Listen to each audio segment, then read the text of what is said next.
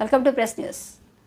అక్రమ గో రవాణాకు పాల్పడితే కఠిన శిక్షలు. వాహన తనిఖీల్లో కంటైనర్ పట్టుకుని ముగ్గురిపై కేసు నమోదు చేసిన పోలీసులు 40 పశువులను స్వాధీనం చేసుకుని గోశాలకు తరలించారు. ములుగు జిల్లా ఏటూరు నాగారం చెక్పోస్టు వద్ద వాహన తనిఖీలు చేపట్టిన పోలీసులు అక్రమంగా పశువులను తరలిస్తున్న కంటైనర్ను పట్టుకున్నారు.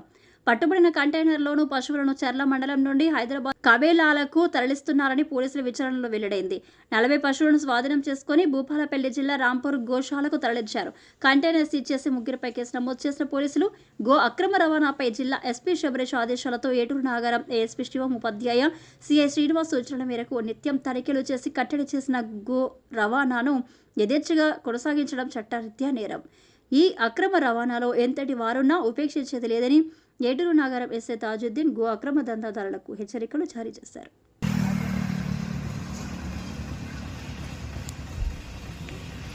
ఏటూరు నాగారం ఈరోజు గౌరవ ఎస్పీ గారి ఆదేశాల మేరకు ఏఎస్పీ శివ ఉపాధ్యాయ గారి సూచనల మేరకు మా సిఐ శ్రీనివాస్ గారి సూచనల మేరకు ఈరోజు ఉదయం సుమారు అందాజ 2 గంటల ప్రాంతంలో వాహనాలు తనిఖీ చేస్తుండగా అనుమానాస్పదంగా ఒక కంటైనర్లో పశువులతో నిండి ఉన్న కంటైనర్ కంటపడింది.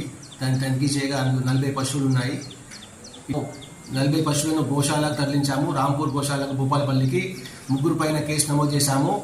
ఇక నుండి రెగ్యులర్గా వెహికల్ తనిఖీలు చేస్తూ ఉంటాం. మేము బార్డర్లో కానీ మా NH 163లో కానీ డైలీ ప్రతి చోట తనిఖీలు చేస్తూ ఉన్నాము. కానీ ఏదో ఒక చోట అక్రమ రవాణా జరుగుతుంది. ఇటువంటి అక్రమ రవాణా జరగడం చాలా చట్ట వ్యతిరేకము. దయచేసి గో అక్రమదారులు దయచేసి ఈ రోజు నుంచి కానీ మానుకోండి, కఠినంగా శిక్షించబడతారు.